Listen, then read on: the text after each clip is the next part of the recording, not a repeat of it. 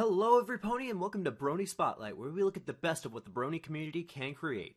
My name is Fedorabrony, and today we are headed straight into Wasteland Month with an extremely popular side story. Now, rest assured, we are still working on our Fallout Equestria review, though it seems like forever ago since we first brought it up. Today, however, we are focused on probably the most well-known side story in the Fallout Equestria fandom, Project Horizons. This story is big, the biggest story I've ever read in this fandom, and has just concluded over 4 years of writing, so I do have a lot of things to say. However, big does not usually mean better, and it has to fight the shadow of the masterpiece that is the original. So, how does it stack up overall? Well, let's start by talking about the overall story. The setup you need to know for the Fallout universe is around the show's present time, before Twilight becomes an alicorn. War between the zebras and ponies broke out, which led to balefire bomb destruction, essentially our equivalent of nukes. As death and destruction rained down, ponies fled to fallout shelters known as stables to survive. Horizons begins years after, and follows somewhat in time with the original Fallout Equestria. It starts in Stable 99, a stable practically falling apart from time and reuse of resources. Even worse, the rules have evolved to a point where mares essentially are the only true inhabitants that work and live, while stallions have essentially been turned into breeding equipment, and are retired when they become the 21st oldest stallion of their race, earth pony or unicorn. However, Blackjack, our main character, is quite good at not thinking about her life in this place, and that it only takes one thing to break to have everything come crashing down. Her life is turned upside down when raiders, seemingly brought by accident by the Overmare, are after something and are attacking. This leads her and the most recent P21, the oldest Earth Pony stallion up for retirement, leaving the stable with a mysterious data file that seems to be the answer to everything, and this is what kicks the story off. This story is incredibly massive, which is a good thing and a bad thing. It's good in that it is deep and very worthwhile for those looking for something that is more than what it seems. The synopsis I gave only scratches the surface, and the story evolves quite well for the most part. Somber does a phenomenal job of putting together a story with such incredible depth that, as you read, the story goes deeper and deeper and constantly keeps you invested in learning more.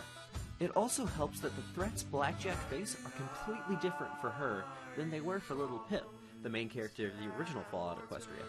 The Huffington region feels totally different from the Wasteland in the original story, which is one of the things that sets this story apart from the other Fallout Equestria spin-off stories.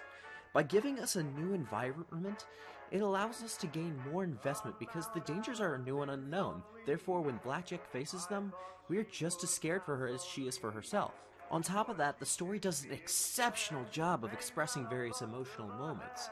When Blackjack suffers, you feel it, especially early on in the story, as well as any time she is emotionally strained. The same can be said for its moments of passion, anger, joy, and worry. Each emotion is nailed exceptionally well, and it shows in its writing. However, its biggest story flaw is, well, its size. It will make some sections feel long and drawn out, and may get boring at times because of this. And because Somber does a phenomenal job of giving his story depth, if you skip something, you may feel as though that you missed something important, or some important characterization or story element. However, by not skipping these, you will get bored in some sections that feel like they just drag on and on, though these parts are few and far between, and the characters totally make up for this shortcoming. Speaking of characters, let's talk about how incredible they are. Unlike Fallout Equestria, Blackjack has a very defined character from the start, whereas the protagonist from the original story, Little Pip, starts out as more of an avatar for the reader to learn more about the world around him, with just enough characterization to give her her own motivations and propel the story forward. Blackjack is much more complex from the start, and her motivations seem stronger mostly because we see her rise above what we see of her in the stable. What I mean by this is that the first chapter spends a decent amount of time setting up her life in the stable and how she handles her life there.